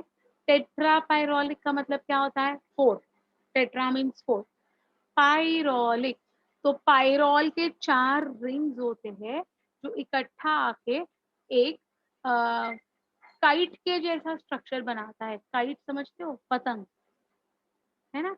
एक kite के जैसा structure बनाता है। कौन? ये pyrrole rings. ये 4 pyrrole rings होते हैं। Pyrrole rings are made up of carbon, hydrogen, oxygen, CHO, and in that they will have N also and Mg also. So CHON Mg. What is C? Carbon. H, hydrogen. O, oxygen. N, nitrogen. Mg, is it magnesium or is it manganese? Can anyone tell me? Mg क्या होता है बेटा? Magnesium. Yes, correct. Mg is magnesium. Please हाँ, आपके options में Mn भी दिया जाएगा. It's Mg. So what is this chlorophyll A going to contain, or what are these chlorophylls going to contain? The chlorophylls will contain carbon, hydrogen, oxygen, nitrogen, Mg. ये एक pyrrole ring हुई। ऐसे 4 pyrrole rings आते हैं और उन चारों को कनेक्ट किया जाता है using again your CHONs only. Fine, and that 4 together will be called as a tetrapyrrole ring. Okay, so imagine that this is going to be the tetrapyrrole ring. ये जो है ये मेरा tetrapyrrole ring है, और ये जो है ये my this particular section, this is going to be your phytol alcohol tail. Okay, phytol alcohol tail, it's an alcohol tail basically. Fine, it's also CHO only, partially degraded. So this is the structure of your chlorophyll molecule. What is the structure of a chlorophyll molecule? Tetrapyrrole ring with a phytol tail. Tetrapyrrole ring will made up of carbon, hydrogen, oxygen, nitrogen and Mg. Is it okay? समझ में आया ये sentence? So chlorophyll molecule is made up of tetrapyrrole ring, which is called as the head, and a tail, which is made up of phytol alcohol. Hmm? The magnesium atom is present in the central position of the tetrapyrrole ring. That's what I said. It's going to have Mg as well. Okay? तो इस तरीके से Mg centre में रहेगा at the center of the ring, और बाकी जो है वो सारे कनेक्टेड हो जाएंगे, है ना? Got it? Yeah. So this is going to be asked. हाँ, ये कलर नोट कर लो बेटा. क्लोरोफिल ए ब्राइट और ब्लू ग्रीन एमिट करता है. एमिट, क्लोरोफिल ए एमिट कौन सा कलर करता है? ब्लू और ब्लू ग्रीन. क्लोरोफिल बी कौन सा कलर एमिट करता है बेटा? Yellow to green. ज़ैंथोफिल कौन सा कलर एमिट करता है? येलो. कैरोटीनॉइड कौन सा करता है? Yellow to yellow orange. ये एमिट कलर कौन से करते वो दिया हुआ है. So this is the emission spectrum, not the absorption. They are saying that they absorb light at specific wavelengths. So at which wavelength वो मैं आगे बताऊंगी. But इधर ये वाला समझा? Which color will be emitted? So chlorophyll A will throw out blue or blue-green light. Chlorophyll B will throw out yellow to green light. Xanthophyll will throw out yellow light. And carotenes or carotenoids will throw out yellow to yellow-orange light. समझा है? No confusion in this? Okay. Then the chlorophyll A possesses CH3, that is a methyl group, which is replaced by CHO, that is going to be the aldehyde group in your chlorophyll B. So chlorophyll A और chlorophyll B में क्या फर्क है? तो एक ही फर्क है. Instead of a methyl group which is present in chlorophyll A, it will be having an aldehyde group at the place of methyl group. So अगर CH3 मिलता है तो it's chlorophyll A. अगर CHO मिलता है तो it is chlorophyll B. Okay, that's the only difference. Very minute difference, but very important difference. So methyl group will be replaced by aldehyde group in chlorophyll B. Okay, got it? Yeah. Yeah. What is your doubt?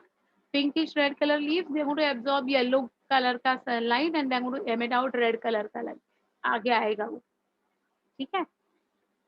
In majority of green plants, chlorophyll A and chlorophyll B will be present. Chlorophyll A का formula, chlorophyll B का formula बहुत बार आपके exams में आया है. Please remember them. Chlorophyll A का formula is C55 H72 O5 N4 Mg.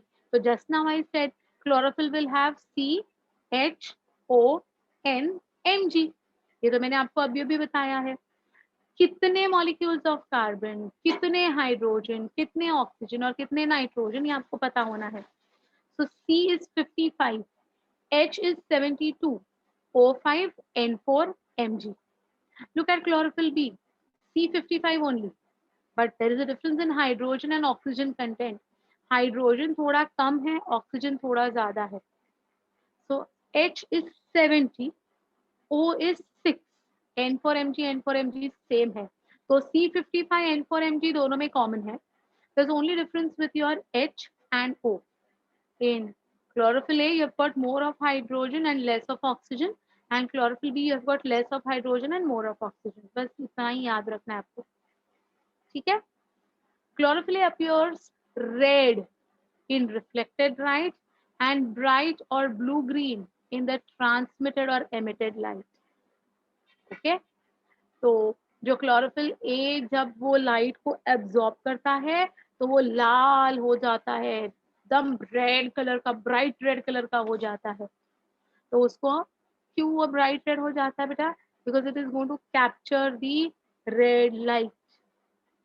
Okay, so chlorophyll A is the one who will capture the red light. Chlorophyll B will capture the blue light. Chlorophyll B looks brownish red in reflected light and yellow green in the transmitted light. Why does it appear brownish red? Because of the capturing of the blue light. Okay, so A will capture the red light, B will capture the blue light. B and B याद रखो बेटा. Chlorophyll B blue, ऐसे याद रखना. हाँ, okay. Chlorophyll A is red and chlorophyll B is blue. Got this?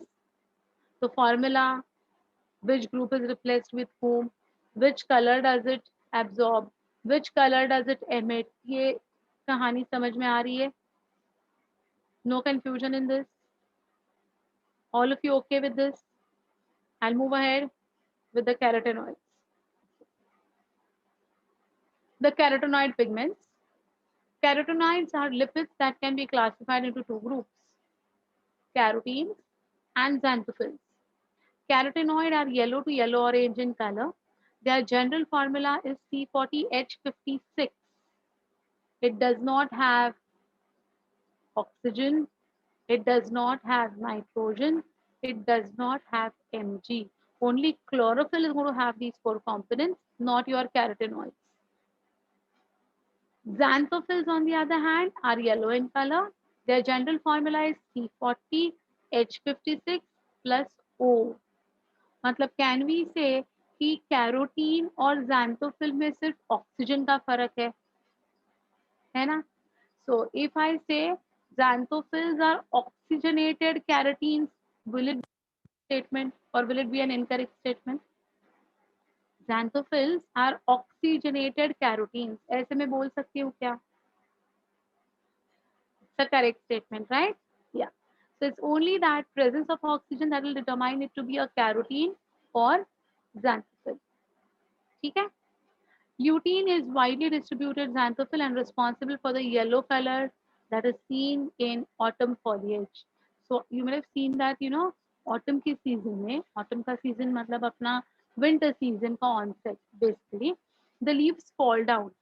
They become yellow in color, they become dry and they fall down. So they become yellow because उनमें से chlorophyll पूरा निकल जाता है और जो xanthophyll है वही बच जाता है, which is lutein, and because of that it gives yellow color to the leaves. Fine. So ये autumn foliage leaves जो होते हैं ना, इनमें lutein बहुत ज़्यादा present, and lutein is one of the examples of xanthophyll. Is it okay? Fine. Functions. Carotenoids act as accessory pigments. They absorb energy in the mid region of the visible spectrum and pass it through the chlorophyll A. Carotenoids protect the chloroplast from nascent oxygen release during the photolysis of water, that is photooxidation, which is also called as photodynamic change. Now, oxygen is good, but nascent oxygen is bad. Nascent oxygen का मतलब क्या होता है? Does anyone know the meaning of this word nascent oxygen?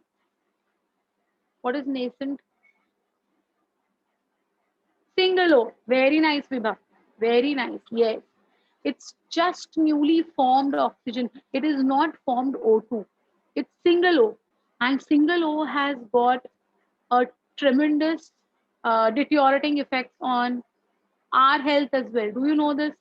It acts as a strong which agent?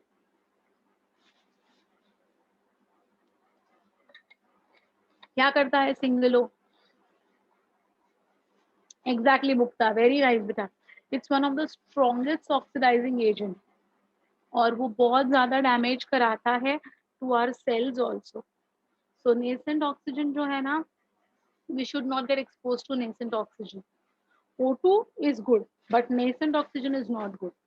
So even in the plants, this nascent oxygen है ना, अगर बनता है तो it will be causing a lot of damage. So these carotenoids help in preventing this damage. So C40H56 जो है ना, वो nascent oxygen को पकड़ेगा और xanthophyll बनाएगा. Okay, it will not allow the nascent oxygen to have any adverse effect on the overall plant. Got it? Flowers, fruits, etc. become more attractive for pollination and fertilization due to the color imparted by the carotenoids. तो ये जो typical colors होते हैं, yellow, orange, red, purple, ये जो typical colors होते हैं ना, ये भी impart होते हैं because of this carotenoids. Got it? So this is the main function. Light is in the form of energy and it travels as a stream of tiny particles. अभी आपका physics आ गया बेटा इसमें. आज physics आ गया है इधर. बायो में थोड़ा सा physics देख लेंगे. So light is going to be given in the form of energy and it travels as a stream of tiny particles. Quanta, which is H gamma. Come on, you know this. आपने physics में H gamma का कुछ तो सुना होगा, quantum नाम सुना होगा.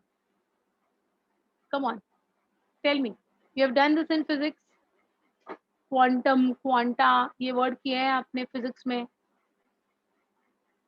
हाँ, केम टू, बट फिजिक्स में भी आपने ये किए हैं. क्वांटम फिजिक्स नाम का एक पूरा चैप्टर ही है आपको. What is this quanta? H gamma कहते हैं हम उसको. Very nice. Yes, quanta are packets of energy. Correct, they are packets of energy. Very nice. Yeah, it's in the form of wavelength that will be given out and it will be in the form of packets of energy. Yes. So quantum represents the energy contained in an individual photon. What's a photon? What's a photon? कौन बताएगा मुझे photon क्या है? Exactly, very good, very good. Smallest unit of light. Okay, light का particle है ये. Very nice, correct बेटा, you all are right. तो ये इंडिविजुअल लाइट के पार्टिकल में कितनी एनर्जी है, that will be called as quantum. Right, right. The portion of the spectrum, the portion of the spectrum between 400 nanometers to 700 nanometers wavelength. Now we are talking about the wavelength. तो आपको पता है the light will travel in the form of waves. तो ये wavelength जो होती है it is measured as nanometers, है ना? So from 400 nanometers to 700 nanometers, this wavelength of light is considered as PAR. What is PAR? Photosynthetically active radiation. So 400 के पहले वाला जो रीजन होता है ना लाइट स्पेक्ट्रम का, 400 के पहले उसको हम क्या कहते हैं, और 700 के बाद वाले को हम क्या कहते हैं? Do you know? Do you know? Before 400 and after 700, what are the words that we use for the light? Before 400 is UV light, ultraviolet, which is going to be below 400 nanometers, and beyond 700 will be infrared. 700 के बाद infrared. Now see, UV radiations are also harmful and infrared radiations are also harmful. So जो हमारे अर्थ पे जो light आ जाता है from the solar system, from the sun, that is going to be only 400 to 700 nanometers ideally. Ideally, it should be between 400 to 700. अगर 390, 380, 370 वाला अगर light आता है, so those are UV radiations which are not good. They cause a lot of mutations, है ना? And even infrared is not good. Infrared light causes eyes का cancer. Okay, melanomas, adenomas भी cause करता है infrared. So infrared and UV radiations are a strict no-no. They should not be experienced on the earth. So who takes care? Who takes care कि UV भी ना आ जाए और infrared भी ना आ जाए? So it is going to be the blanket of gases called as the atmosphere. Okay, so the atmosphere will take care that only PAR reaches the earth's surface. Now, along with that, we have got the ozone layer also, which is added to the blanket to take care कि UV radiations अंदर ना आ जाए, infra radiations अंदर ना आ जाए. But to our surprise, हमारी ही ऐसी कुछ एक्टिविटीज है जो क्या कराती है, जो क्या कराती जो ओजोन होल्स क्रिएट कराती है ना? जो होल्स की वजह से it becomes easily possible for the UV radiations and the infrared radiations to come onto the Earth's surface. Got it? So this is not good. What is good and what is required? PAR is good and that is required. What is the wavelength of PAR? 400 nanometers to 700 nanometers. That's it. Fine. So visible light lies between the wavelengths of ultraviolet and the infrared. The most efficient wavelengths of light effective in photosynthesis is blue and red wavelength. So maximum photosynthesis takes place in blue and red, right? The curve representing the light absorbed at each wavelength by the pigment is called as the absorption spectrum, and the absorption spectrum of chlorophyll A and B indicate that these pigments mainly absorb the blue and red light. तो अभी मैं आपको जो diagram दिखाऊंगी उससे आपको ये last 2 sentences समझ में आ जाएंगे. Yeah, what is your doubt, beta? Pollution makes the holes in ozone and places under ozone holes are prone to cancer and various diseases. Very correct. Very correct. There's a chapter of environmental issues at the end of your 12th standard. उसमें ozone layer कैसे deplete होती है और ozone holes Antarctica में कैसे बनते हैं वो भी दिया है. तब हम करेंगे of course. Yeah. So this is what is going to be the diagram that I was talking about. You can see a green color का peak that is observed. Can you see this green color का peak? है ना? ये देखो, ये green color का peak है. That is chlorophyll A का absorption spectrum. Fine. ये जो है ये chlorophyll B है. ये जो है ये chlorophyll B है. Chlorophyll B is going to be your this zone. ये वाला. This is your chlorophyll B. And ये yellow वाला जो है ये carotenoids है. Can you see this yellow color? ये वाला it's the carotenoids. मतलब xanthophyll and carotene है. So absorbance of light by the chloroplast pigment. ये उन्होंने ये ग्राफ दिया है. अब look at the B graph. Rate of photosynthesis measured by oxygen release. So more is the oxygen release, more will be the rate of photosynthesis. So look, where is the maximum photosynthesis taking place? It is taking place in this zone and it is again taking place in this zone. So there are two specific zones which is called as action spectrum, जहाँ maximum photosynthesis is taking place. Got it? And now both these graphs are going to be, overlapped. एक के ऊपर एक दूसरे डाले हुए हैं. So you can very well see ये वाला जो ग्राफ है, ये वाला और ये वाला इसके ऊपर मतलब this is the absorption spectrum and this is the action spectrum. So you can see that maximum action spectrum and the absorption spectrum is clear between 400 nanometers to 500 nanometers. है ना? ये देखो ये 400 nanometers है और ये 500 nanometers है. 400 to 500 के बीच में maximum absorption भी है और maximum action भी है. Correct बेटा? So what do you mean by that? 400 to 500 मतलब कौन सा light है वहां पर? VIB, violet, indigo, blue. That is going to be in the 400 to 500 वाला region. Then you can see 500 के आगे ये 500 से भी नीचे जा रहा है सारा मतलब almost at 500 तो एकदम lowest है. That is your green light. ये green light है बेटा. यहाँ पर सबसे कम हो गया light का absorption और light का absorption कम हो जाता है तो उसका action भी कम हो जाता है.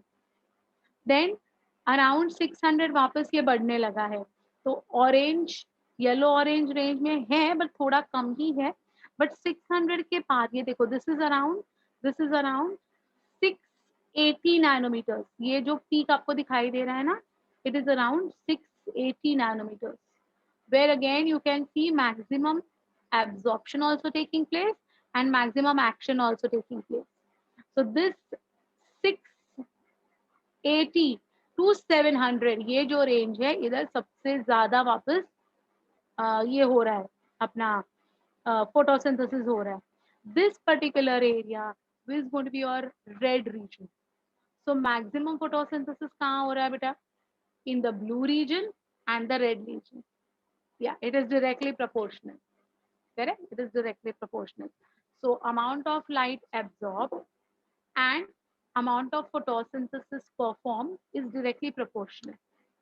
So now you came to know कि वो जो प्रिज्म का एक्सपेरिमेंट लेकर जब लाइट को स्प्लिट किया था तो क्यों किया था? To understand which is the region of the light which is having maximum potential to have photosynthesis being carried out.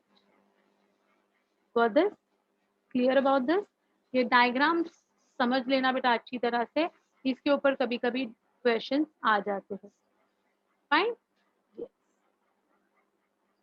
Finally, I'll just wind up with this today's lecture with the photosynthetic unit, and the true cycles I'll do it in the next class. Okay, so I'll just quickly complete this. Photosynthetic unit, also called as quantazome. Photosynthetic unit can be defined as number of pigment molecules required after a photochemical act. Okay, that is the release of molecule of oxygen. So कितना energy चाहिए to release one molecule of oxygen, उसको हम कहते हैं photosynthetic unit or a quantazome. Fine. According to Biggins, there are 230 molecules which are required to release one oxygen. 230 molecules are required to release one molecule of oxygen. They noticed distinct morphological structure on the thylakoid membrane and termed them as quantasomes. Quantasomes are morphological expressions of photosynthetic unit. मतलब क्या? Thylakoid में एक specific area है which is responsible for doing maximum photosynthetic activity so as to liberate maximum oxygen. So that area which is doing a lot of photosynthetic activity is termed as a photosynthetic unit. ठीक है? The study of photosynthesis demonstrates the existence of two photosystems, a light phase and a dark phase. The light reactions or the reaction of the light phases require light and hence called as photochemical reactions, whereas the reactions of the dark phase are independent of light. So they do not require light and are purely chemical reactions, but they are dependent on the products of the light reaction, which is ATP and NADPH. तो light reaction का and product क्या है? ATP बनाना और NADPH बनाना. और ये ATP और NADPH जो light reaction के वजह से बने हैं, they'll be used as a starting material for carrying out the dark reaction. ठीक है? Okay. Light reaction and dark reaction मैं आज नहीं पढ़ाऊंगी. ये जो है ये रिएक्शंस मैंने वही बताया कि रिएक्शंस का जो पार्ट है वो हम लोग नेक्स्ट लेक्चर में देखेंगे and will go ahead with the reactions and the chapter in the next class. Fine. So I hope you all have understood the difference between each of them. Yeah, what are your doubts? Yeah, so this chapter is going to have a bit of physics, a bit of chemistry, and majority of bio as well. But yeah, it's a combination of PCB. Okay, chal. See you soon. Next week we'll go ahead with the next part of photosynthesis. Okay, bye beta. See Bye, you all. ma'am. Have a Thank nice you, day. ma'am. Yeah.